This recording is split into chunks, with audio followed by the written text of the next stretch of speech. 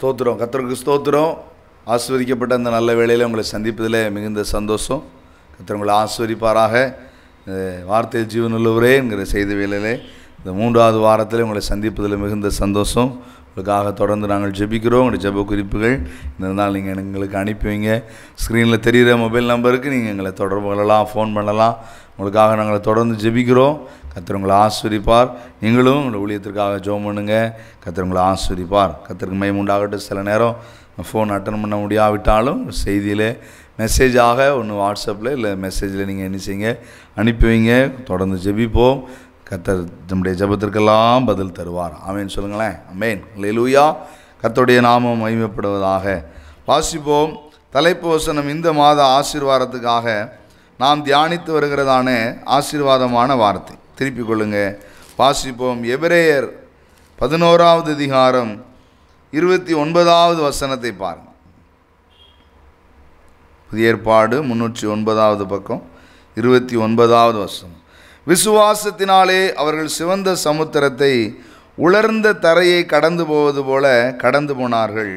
எகிப்தியர் அப்படி செய்ய துணிந்து அமிழ்ந்து போனார்கள் என்று நாம் என்ன செய்கிறோம், வாசிக்கிறோம்.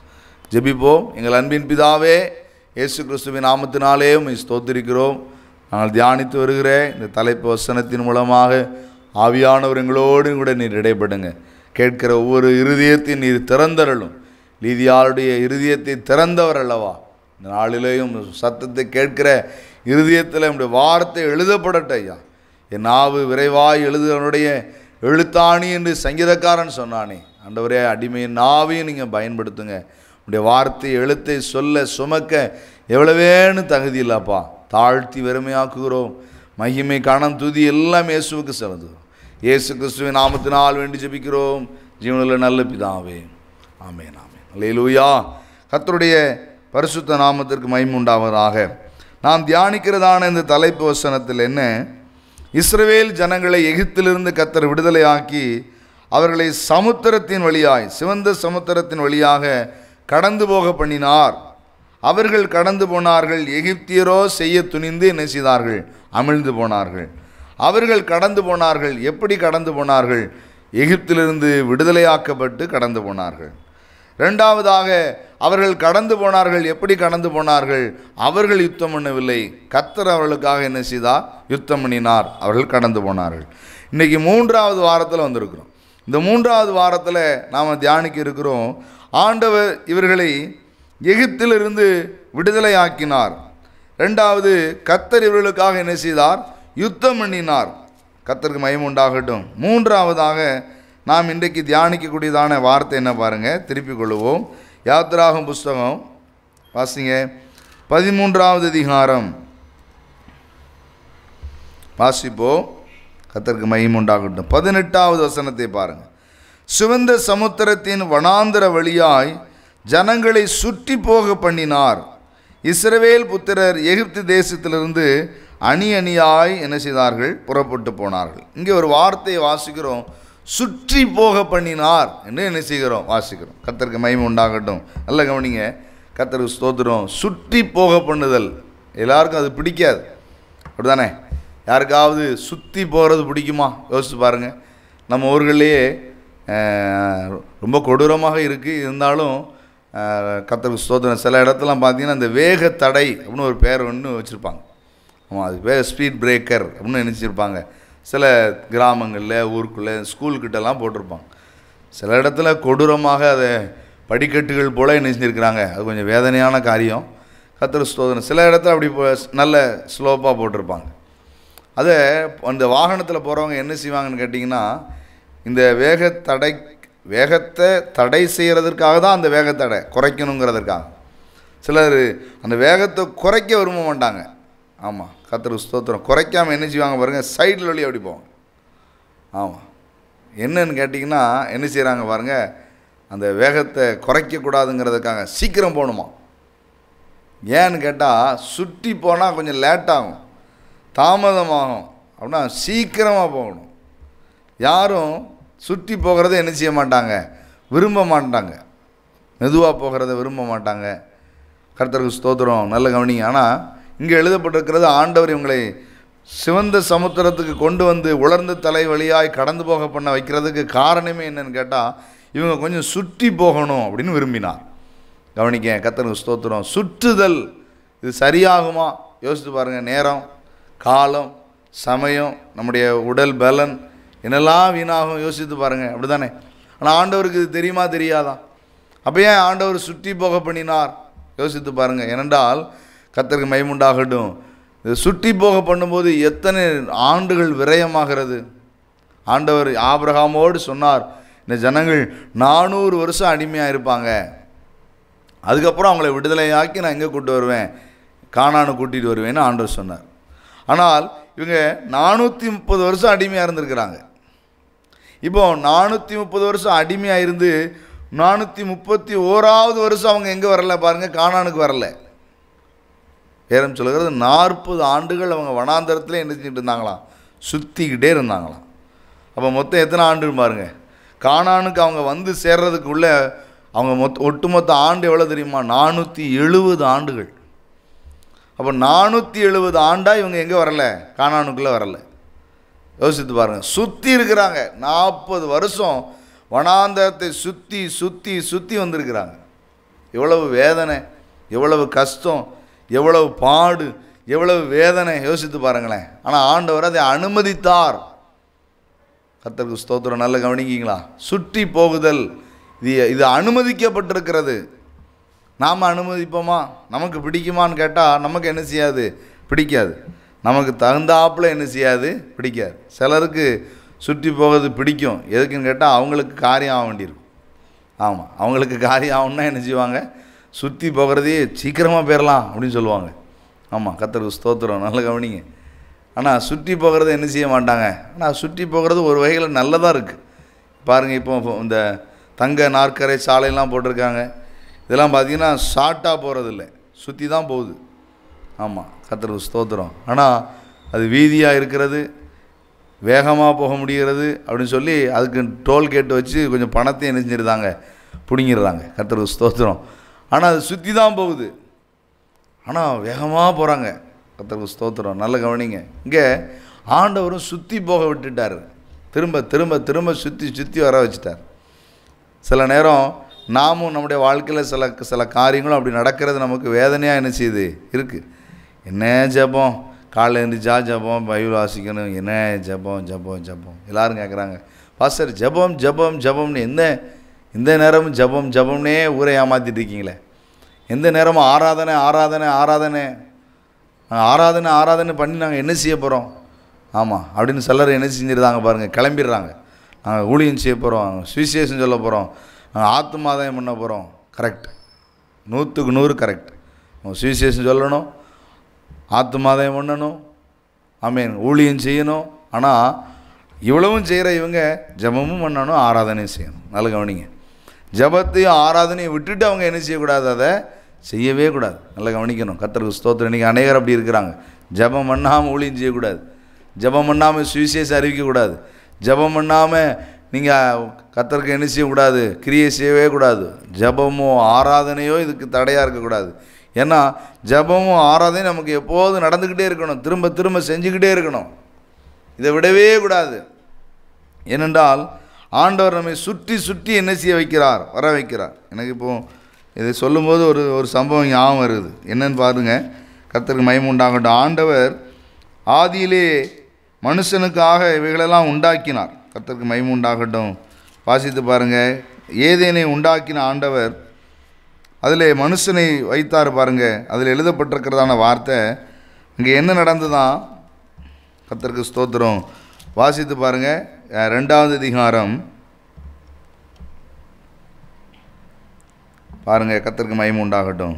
10வது வசனத்திலிருந்து பாருங்கள். தோட்டத்துக்கு தண்ணீர் பாயும்படி ஏதேனிலிருந்து ஒரு நதி ஓடி அங்கே இருந்து பிரிந்து 4 பெரிய ஆறுகளாக ஆயிற்று. கர்த்தருக்கு மகிமை உண்டாகட்டும். முதலாம் ஆற்றுக்கு பைசோன் என்று பெயர். அது ஆவிலா தேசம் முழுவதும் சுற்றி ஓடும். அவ்விடத்திலே பொன் விளையும். அந்த தேசத்தின் பொன் நல்லது. அவ்விடத்திலே பிதோலாகும் கோமேதகம் கல்லும் உண்டு. 2ஆம் ஆற்றுக்கு கீகோன் என்று பெயர். அது எத்தியோப்பியா தேசம் முழுவதையும் சுற்றி ஓடும். 3ஆம் ஆற்றுக்கு இதெக்கல் என்று பெயர். அது அசிரியாவுக்கு கிழக்கே ஓடும். 4ஆம் ஆற்றுக்கு ஐப்ராத்து என்று பாருங்கள், சுற்றி ஓடும். இதில் மற்ற ஆறுகளுக்கு சொல்கிற இப்போ டைமில் இல்லை, ஒரே ஒரு ஆறை மட்டும் உங்களுக்கு நினைவுபடுத்துகிறேன். ஆவிலா என்று நாம் என்ன செய்கிறோம், வாசிக்கிறோம். முதலாம் ஆற்றுக்கு பைசோன் என்று பெயர். ஆவிலா தேசம் முழுவதும் என்ன செய்யுமா, சுற்றி ஓடும். ஆவிலா என்கிறதை வளைந்து என்று சொல்கிறாங்க. வட்டமாக நிலா போல் வளைந்து அப்படின்னு சொல்கிறாங்க ஆவிலா அப்படிங்கிறது. அதில் சுற்றிக்கிட்டே இருக்குமா அந்த தண்ணி. இங்கே எழுதப்பட்டிருக்கிறது சுத்த சுத்த அங்கே என்ன ஒன்று ஆகுமா பாருங்கள், பொன் விளையும் என்று என்ன செய்யப்பட்டிருக்கிறது. பொன் உண்டாகும், பொன் இருந்தது என்று எழுதப்படலை, பொன் விளையும். சுற்றுகிற இடத்தில் பொன் என்ன செய்யும், விளையும். நல்லா கவனிக்கிங்களா? அப்போ ஆண்டவர் நம்மை சில காரியத்தை மறுபடியும் செய்ய சொல்கிறார். அப்படி மறுபடியும் செய்ய சொல்லுகிற சம்பவங்கள் வேதத்தில் எழுதப்பட்டிருக்கிறது. அப்படி தானே? அது என்ன, வாசிப்போம். கர்த்தருக்கு மகிமை உண்டாகட்டும். அப்போஸ்தலர் நடபடியின் புஸ்தகம் வாசிங்க. கர்த்தருக்கு மகிமை உண்டாவதாக. அப்போஸ்தலர் நடபடியின் புஸ்தகத்தில் 2வது அதிகாரத்தை பாருங்கள். முதல் வசனத்திலிருந்து வாசிப்போம். பெந்தேகொஸ்தே என்னும் நாள் வந்தபோது அவர்கள் எல்லாரும் ஒருமனப்பட்டு ஓரிடத்திலே வந்திருந்தார்கள். அப்பொழுது பலத்த காற்று அடிக்கிற முழக்கம் போல வானத்திலிருந்து சடிதியாய் ஒரு முழக்கம் உண்டாகி அவர்கள் உட்கார்ந்திருந்த வீடு முழுவதையும் நிரப்பிற்று. அக்கினிமயமான நாவுகள் போல பிரிந்திருக்கும் நாவுகள் அவர்களுக்கு காணப்பட்டு அவர்கள் ஒவ்வொருவர் மேலும் வந்து அமர்ந்தது. அவர்கள் எல்லாரும் பரிசுத்த ஆவியினால் நிரப்பப்பட்டு ஆவியானவர் தங்களுக்கு தந்தருளின வரத்தின்படியே வெவ்வேறு பாஷைகளிலே பேசத் தொடங்கினார்கள் என்று நம்ம என்ன செய்கிறோம், வாசிக்கிறோம்.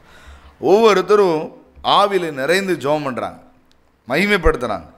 அப்பொழுது என்ன நடந்தது பாருங்கள். கர்த்தருக்கு மகிமை உண்டாகட்டும். மற்றவர்களோ 13வது வசனத்திலிருந்து இவர்கள் மதுபான மண்ணினால் நிறைந்திருக்கிறார் என்று பரியாசம் பண்ணினார்கள். அப்பொழுது பேதுரு 11 கூட நின்று அவர்களை நோக்கி உரத்த சத்தமாய், யூதர்களே, எருசலேமில் வாசம் பண்ணுகிற ஜனங்களே, நீங்கள் எல்லாரும் அறிந்து கொள்வீர்களாக, என் வார்த்தைக்கு என்ன செய்யுங்கள், செவி கொடுங்கள் அப்படின்னு அவர் பேச ஆரம்பிக்கிறார். பரிசுத்த ஆவியானவர் பேதுருவை கொண்டு பிரசங்கம் பண்ணுகிறார், போதிக்கிறார். யாரை? இயேசுவையே கிறிஸ்து என்று அவர் அறிக்கை செய்கிறார், போதிக்கிறார். அவர் போதித்து சொன்ன வார்த்தை என்ன பாருங்க. கர்த்தருக்கு மகிமை உண்டாகட்டும். கர்த்தருக்கு ஸ்தோத்திரம். பாருங்க 36வது வசனத்தை, நீங்கள் சிலுவையில் அறைந்த இந்த இயேசுவையே தேவன் ஆண்டவரும் கிறிஸ்துவாக்கினார் என்று இஸ்ரவேல் குடும்பத்தார் யாவரும் நிச்சயமாய் அறிய கடவர்கள் என்றான்.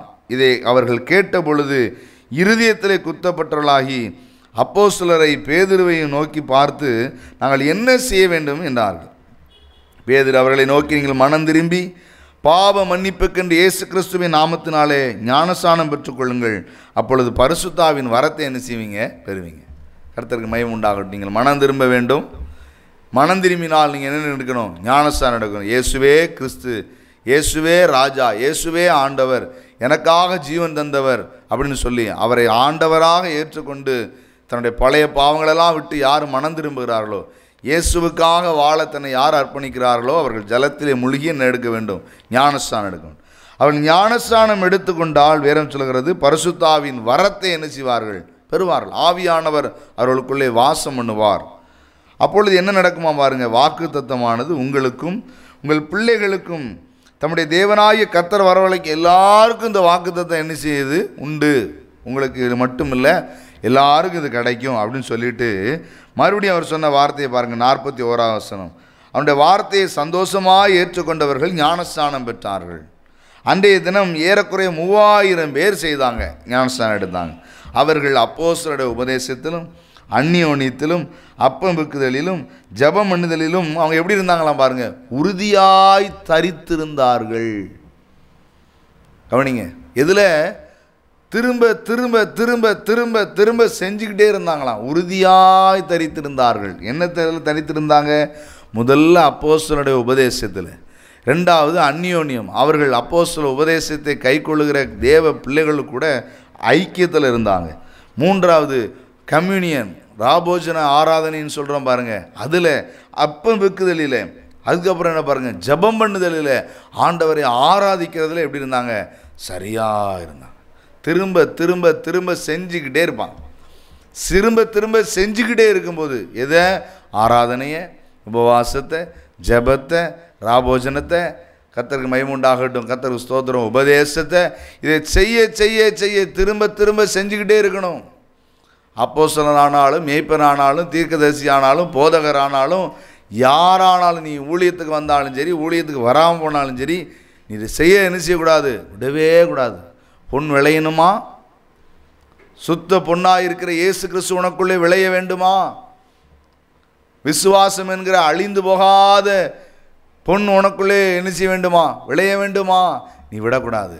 சுற்றி சுற்றி சுற்றி சுற்றி திரும்ப திரும்ப திரும்ப செஞ்சுக்கிட்டே இருக்கணும். அப்போ தான் கர்த்தருக்கு மகிமை உண்டாகட்டும். அழிந்து போகிற பொன் அக்கினினால் சோதிக்கப்படுகிறது போல அதிலும் விலையேறப்பட்டது விசுவாசம். உங்களுக்குள்ளே எனக்குள்ளேயும் விசுவாசம் வர்த்திக்கப்படணும். உங்களுக்குள்ளே எனக்குள்ளேயும் கிறிஸ்து என்கிற பொன் விளைய வேண்டும், உருவாக வேண்டுமானால் சரியாக இருங்க. இதில் சரியாக இருங்க. கர்த்தருக்கு மகிமை உண்டாகட்டும். நம்முடைய மூப்பர்கள், நம்முடைய முன்னோர்கள், நம்முடைய பரிசுத்தவான்கள் இதை தான் நமக்கு சொல்லிக் கொடுத்தாங்க. சபை அதற்காக தான், சபை அதற்காக தான் ஆலயம். சம்பாத்தியம் பண்ணுறதுக்கு ஆலயம் அல்ல. கர்த்தருக்கு மகிமை உண்டாகட்டும். கூடி அரசியல் பண்ணுறதுக்கு ஆலயம் அல்ல. இது எதற்காக தெரியுமா? இதை சுற்றி சுற்றி செய்து கொண்டே இருக்கணும், ஆராதிச்சுக்கிட்டே இருக்கணும், அவரை மகிமைப்படுத்தி ஜெபம் பண்ணிக்கிட்டே இருக்கணும். கர்த்தருக்கு ஸ்தோத்திரம். இதை யார் விடுறாங்களோ, பவுல் சொல்கிறார், சில சபை கூடுதலை விட்டு விடுகிறார்கள். பவுல் சொல்கிறார், சரியில்லை. ஆராதனைக்கு வராமல் இருக்கிறது நல்லதல்ல. வேறும் சொல்லுகிறது. தானியேல் சொல்லுகிறான், இடைவிடாமல் நாங்கள் ஆராதிக்கிற தேவன். யோசித்து பாருங்கள். இன்றைக்கி அநேகர் விட்டுறாங்க, சுற்றி சுற்றி வருகிறதை விட்டு விடுகிறார்கள். ஆண்டவர் சுற்றி வர பண்ணினார். அப்போ தான் நமக்குள்ளே பொண்ணு என்ன செய்யும்? விளையும். அப்போ தான் தெரிஞ்சுது இவங்களுக்குள்ளே என்ன இல்லை பாருங்கள், சரியில்லை. இஸ்ரவேல் ஜனங்கள் அவங்க வெளியில் வந்து கர்த்தர் அவங்களை சுற்றி போக வச்சார், சுற்றி சுற்றி வர வச்சார். என்ன தெரியுமா? இவங்க எப்போதும் இயேசுவை பார்க்கணும், எப்போதும் ஆண்டவரை பார்க்கணும்னு. இவங்களுக்குள்ளே அந்த அனுபவம் இல்லை. அநேகர் ஆண்டவரை என்ன செய்யலை? பார்க்கலை. ஆண்டவருக்கு பிரியமாக இல்லை. இந்த பூமியிலேயே, இந்த வனாந்திரத்திலேயே நீ கர்த்தருக்கு பிரியமாயில்லாவிட்டால் பரலோகத்தில் என்ன செய்வீங்க? யோசித்து பாருங்கள். வேறும் சொல்கிறது, பரலோகத்தில் போய் பார்க்குறாங்களாம். அங்கே என்ன இருக்கிறது ஐயா? கர்த்தருக்கு மகிமை உண்டாகட்டும். பரிசுத்தர் பரிசுத்தர் பரிசுத்தர், எப்போதும் அவரை துதித்து கொண்டிருப்பார்கள். இதுதான் வேலை பரலோகத்தில். பரலோகத்தில் என்ன வேலை? ட்ராக்ஸ் கொடுக்குறதா வேலை? பரலோகத்தில் சுவிசேஷம் சொல்கிறதா வேலை? அறியாத இடத்துல இங்கே தான் சொல்லணும். பரலோகத்தில் என்ன வேலை தெரியுமா? ஆராதிச்சுக்கிட்டே இருக்கணும், அவரை துதிச்சுக்கிட்டே இருக்கணும், அவரை மகிமைப்படுத்தி. இதுதான் பரலோகத்தில் இருக்கிற வேலை. இந்த பூமியிலேயே நீங்களும் நானும் அதை செய்யாட்டா எப்படி பரலோகத்தில் போய் செய்வீங்க? இங்கேயே ட்ரைனிங் பீரியடில் நீ சரியில்லை, உனக்கு எப்படி ஜாப் கொடுக்கப்படும்? ட்ரைனிங்லேயே உனக்கு சரியான ரிசல்ட் இல்லைன்னா உனக்கு வேலை கிடையாது. அதானே? இப்போ நாம் இந்த பூமியிலேயே சரியாக இருக்கணும். இங்கேயே ஆராதனை விட்டுறாதீங்க, சபை விடுதலை விட்டுறாதீங்க, தேவனை மகிமைப்படுத்துறதை விட்டுறாதீங்க, ஜெபம் பண்ணுறதை விடாதீங்க, வேத வாசிக்கிறதை விடாதீங்க, ஆண்டவரை தொழுது கொள்வதை விடாதீங்க. இதை சரியாய் செய்கிற பிள்ளைகளை பிசாசு ஒன்றும் செய்ய முடியாது. இந்த உலகத்தின் அசுத்தங்கள் அவங்கக்கிட்ட வர முடியாது. நல்லா கவனிங்க. இந்த ஜபத்தில் சரியாக இருக்கிற பிள்ளைகளை ஒரு நாள் அசுத்த கிரிகள் வர முடியாது.